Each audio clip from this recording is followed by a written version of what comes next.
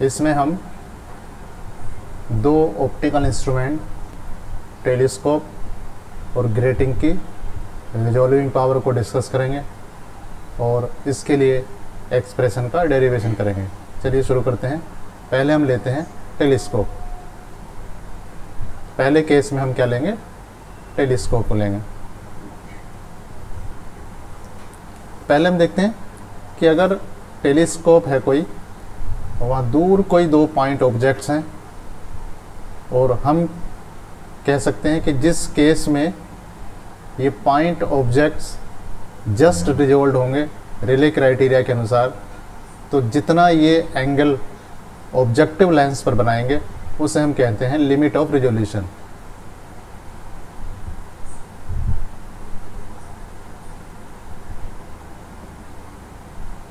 Limit of resolution का मतलब है जितना ये एंगल लिमिट ऑफ रेजोल्यूशन है, अगर हम थीटा कह रहे हैं इसे, तो ये इतना कम से कम एंगल होगा। इससे कम एंगल पर दो पॉइंट ऑब्जेक्ट होंगे तो वो पॉइंट ऑब्जेक्ट हमें एक ही दिखाई देंगे या कह सकते हैं रिजॉल्व नहीं होंगे। इससे ज़्यादा एंगल होगा तो ये रिजॉल्व होंगे और इस एंगल पर हम इसे कह सकते हैं कि जस्ट रिजॉल्व है। इसका अपोजिट होगा रिजॉल्विंग पावर। तो रिजॉल्विंग पावर क्या होगा? ये 1 इस थीटा के इन्वर्सली प्रोपोर्शनल होगा। जिसका रिजॉल्विंग पावर ज़्यादा होगा तो थीटा कम होगा, या उल्टा कह सकते हैं जो थीटा अगर कम है तो इसका मतलब वो जो ऑप्टिकल टेलीस्कोप है वो उसकी रिजॉल्विंग पावर ज़्यादा है। देखते हैं, मान लीजिए यहाँ पर एक लेंस है, ऑब्जेक्टिव लेंस है, इसकी वजह से यहाँ पर इमेज बन रही है। तो जो इमेज बनेगी वो एक्चुअली क्या होगा? वो डिफ्रैक्शन पैटर्न होगा। तो अगर हम कहें कि यहाँ जो इमेज बन रही है, जो एकदम पैरेलल लाइट आ रही है, उसकी वजह से यहाँ इमेज बनेगी, तो जो डिफ्रैक्शन पैटर्न का मतलब वहाँ पर एक सेंट्रल डिस्क पॉइंट ऑब्जेक्ट होगा तो एक सेंट्रल डिस्क बनेगी और उसके बाहर आपके maxima minima, maxima minima, secondary maxima, secondary minima की रिंग्स होंगी। दूसरा ऑब्जेक्ट अगर कहीं है जो यहाँ पर कितना एंगल बना रही है, वहाँ से आने वाली लाइट यहाँ पर थीटा एंगल बना रही है, तो आगे भी कितना एंगल से निकलेंगे? तो ये थीटा एंगल है, तो इसकी इमेज यहाँ पर बनेगी, तो ये कितना होगा? थीटा होगा। अगर तो इसका मतलब ये भी क्या बनाएगा? ये भी एक डिस्क बनाएगा।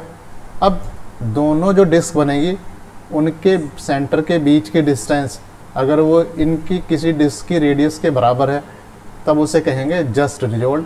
अगर वो उस रेडियस से डिस्टेंस उस रेडियस से ज़्यादा है तो कहेंगे आप फुली रिजॉल्व, और ये डिस्टेंस इनके बीच की उस रेडियस से कम है तो आप उसे नॉट रिजॉल्व कहेंगे। तो फिलहाल ये केस क्या है? जस्ट रिजॉल्व है। इनके सेंटर के बीच के डिस्टेंस एक के रेडियस के बराबर है, तो इसे हम कह सकते हैं यहाँ ये एंगल थीटा है, या इस एंगल को भी हम क्या मान सकते हैं? इसे हम थीटा मान सकते हैं। तो यहाँ आने वाली लाइट कहाँ पहुँच रही है? यहाँ दो पॉइंट्स पर ये फोकस हो रही है। तो ये थीटा निकालने के लिए हमने पहले निकाल लिया। थीटा कितना होता? 1.22 लैम्डा ओवर डी। डी है एक्चुअली डायमीटर ऑफ अपर्चर। ये आपका क्या है? ऑब्जेक्टिव लेंस है।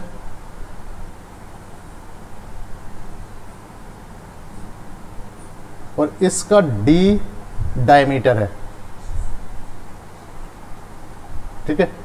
लैम्डा उस मोनोक्रोमेटिक सोर्स की वेवलेंथ है, या यहाँ जो लाइट यूज कर रहे हैं उसकी वेवलेंथ है। तो रिजॉल्विंग पावर हो जाएगी प्रोपोर्शनल टू 1/थीटा m, और ये कितनी हो जाएगी? d/1.22 lambda. इसका मतलब रिजॉल्विंग पावर एक तो डायमीटर पर डिपेंड करेगी, कितना उसका ऑब्जेक्टिव चौड़ा होगा, रिजॉल्विंग पावर ज़्यादा होगी। अगर आगे जो अपर्चर है वो छोटा है तो रिजॉल्विंग पावर कम होगी। दूसरा, ये लैम्डा पर डिपेंड करेगी वेवलेंथ। तो अलग अलग वेवलेंथ में अलग अलग रिजॉल्विंग पावर होगी। वेवलेंथ को अगर हम कम करें तो कम करते करते वेवलेंथ कहाँ तक आ जाएंगे? हम वायलेट लाइट तक आ जाएंगे, विजिबल रेंज में कहेंगे। तो विजिबल रेंज में हम कम करते करते वायलेट लाइट, जो ब्लू लाइट है आप कह सकते हैं, वहाँ पर क्या है? रिजॉल्विंग पावर ज़्यादा होगी।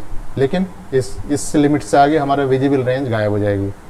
उसके लिए जो माइक्रोस्कोप है वो हमने इलेक्ट्रॉन माइक्रोस्कोप का सहारा लिया। उसकी जो वेवलेंथ है इसके विजिबल लाइट के मुकाबले में काफ़ी कम होती है, इस वजह से उसकी रिजोल्विंग पावर बढ़ जाती है। अब दूसरा केस लेते हैं। दूसरा केस में करते हैं ग्रेटिंग। क्या कि ग्रेटिंग के लिए रिजोल्विंग पावर का मतलब क्या है और उसका डेरिवेशन करेंगे। ग्रेटिंग काम क्या करता है? ग्रेटिंग काम करता है कि यहाँ पर जो लाइट आ रही है उस लाइट की अलग अलग वेवलेंथ को अलग अलग एंगल पर डिफ्रैक्ट कर दे। मान लीजिए एक जो सोर्स है उससे लाइट लैम्डा है और दूसरी एक लाइट और है उसमें लैम्डा प्लस डी लैम्डा। तो अगर वो दोनों जो वेवलेंथ हैं उनके अलग अलग स्पेक्ट्रम अलग अलग इमेज बना देता है तो उसको कहते हैं उस ग्रेटिंग की रिजोल्विंग पावर। इसे रिप्रेजेंट करते हैं लैम्डा अपॉन डी लैम्डा से। डी लैम्डा क्या है? उन दोनों वेवलेंथ का डिफरेंस। तो इसे मैं कह सकता हूँ ये क्या है? ये है वेवलेंथ डिफरेंस। और लैम्डा क्या है? लैम्डा उन दोनों जो वेवलेंथ है उनका ये मीन है उसका वेवलेंथ का। तो इसमें जो नंबर आएगा उसे हम उसकी रिजोल्विंग पावर कहेंगे। तो कैसे है? मान लीजिए यहाँ पर आपका ग्रेटिंग है, तो ग्रेटिंग क्या करेगा? यहाँ पर एक किसी एंगल पर एक मैक्स बनाएगा, इसका मैक्सिमा मिनिमा होगा। तो ग्रेटिंग क्या करेगा? यहाँ पर एक डिफ्रैक्शन पैटर्न बनाएगा जिसका central maxima, secondary maxima, central maxima, उसके बाद सेकेंडरी मैक्सिमा होंगे।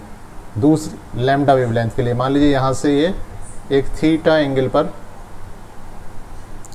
इससे कुछ थीटा आगे चल के या डी थीटा दूसरी वेवलेंथ के लिए सपोज ये यहाँ से बना रहा है, तो ये कब रिजोल्व होंगे? तो रेले क्राइटेरिया के हिसाब से जब इसके मैक्सिमा दूसरे के मिनिमा पर पड़े और इसका जो मिनिमा है यहाँ पर दूसरी वेवलेंथ का मैक्सिमा हो। तो यहाँ पर इसका मैक्सिमा होना चाहिए, तब ये क्या होगा? तब हम कहेंगे इसे कि ये जस्ट रिजोल्व है। तो ये थोड़ा सा एंगल ज़्यादा हुआ तो हमने कह दिया ये एंगल कितना हो गया? ये एंगल हो गया डी थीटा। तो एक वेवलेंथ है उसके लिए एंगल कितना है? थीटा है, और दूसरी वेवलेंथ है उसके लिए एंगल कितना है? थीटा प्लस डी थीटा है। तो यहाँ पहला जो इसका मैक्सिमा है ये पहले वाले के मिनिमा के बराबर है। अब जो इक्वेशन है पहले वाले के लिए, फर्स्ट वाले के लिए इक्वेशन कितनी है? ये है a plus b sine theta equal to n lambda. दूसरे केस के लिए क्या होगा? A plus b sine theta plus d theta equal to n lambda plus d lambda.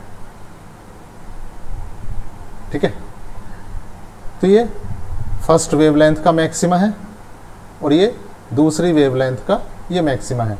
अब होगा क्या? पहली वेवलेंथ जहाँ मैक्सिमा बना रही है वहाँ दूसरे का मिनिमा बनना चाहिए, और दूसरी वेवलेंथ जहाँ मैक्सिमा बना रही है वहाँ पहली का क्या बनना चाहिए? पहली का मिनिमा होना चाहिए। तो फॉर क्या कह सकता हूँ? Minima of the first wavelength lambda. तो ये मिनिमा का हमने देखा ही है कि अगर पाथ डिफरेंस में लैम्डा अपॉन एन प्लस कर दूं तो उसका ये मिनिमा बन जाता है। तो अगर हम कहें कि पहली जो वेवलेंथ है या लैम्डा वेवलेंथ है उसका मिनिमा बन रहा है जहाँ पर ये इसका मैक्सिमा है, तो इसका मिनिमा बनेगा कितना? Theta plus d theta angle पर। इसका मतलब ये इक्वेशन हो जाएगी a plus b sine theta plus d theta, और यहाँ पहली वाली वेवलेंथ क्या बनेगा? मिनिमा बनेगा।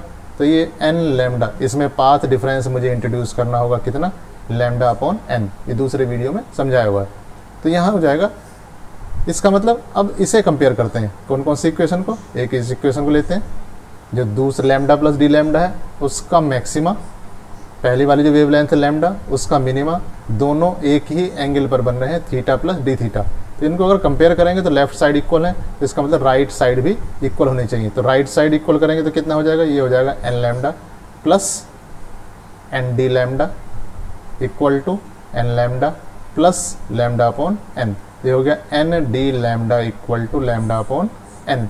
अब जो रिजोल्विंग पावर थी वो क्या थी? इसी से आ जाएगी। तो कितना हुआ? Lambda upon d lambda. तो lambda upon d lambda, lambda upon d lambda कितना हुआ? N n. अब एन और एन का ही मल्टीप्लाई है, ये स्क्वायर नहीं होगा। क्यों? क्योंकि ये एन अलग है, दूसरा एन अलग है। तो एक्चुअली ये एन स्मॉल एन है order, first order second order. तो स्पेक्ट्रम का ऑर्डर क्या है? और ये कैपिटल एन क्या है, कैपिटल एन है number of lines in the diffraction grating. तो ये रिजॉल्विंग पावर, इसका मतलब क्या हुआ, resolving power higher order spectrum में ज़्यादा होती है। तो फर्स्ट के मुकाबले में सेकेंड ऑर्डर स्पेक्ट्रम में ज़्यादा रिजॉल्व होंगे, थर्ड में ज़्यादा होंगे। तो जितना ऑर्डर ज़्यादा होगा उतनी रिजॉल्विंग पावर ज़्यादा होगी। दूसरी बात, अगर आपको किसी ग्रेटिंग की रिजॉल्विंग पावर बढ़ानी है तो आप उसमें नंबर ऑफ लाइंस बढ़ा दीजिए, लेकिन ये ध्यान रखना ये A+B या ग्रेटिंग एलिमेंट पर डिपेंड नहीं करती। तो चूंकि A+B पर डिपेंड नहीं करती तो आप A+B वैसे ही रहने दें, बट ग्रेटिंग की चौड़ाई बढ़ा देंगे। तो ग्रेटिंग की चौड़ाई बढ़ाने से टोटल नंबर ऑफ लाइन बढ़ेंगी और रिजॉल्विंग पावर बढ़ जाएगी। लेकिन ये ध्यान रखना है कि A+B पर डिपेंड नहीं करती है। Thank you.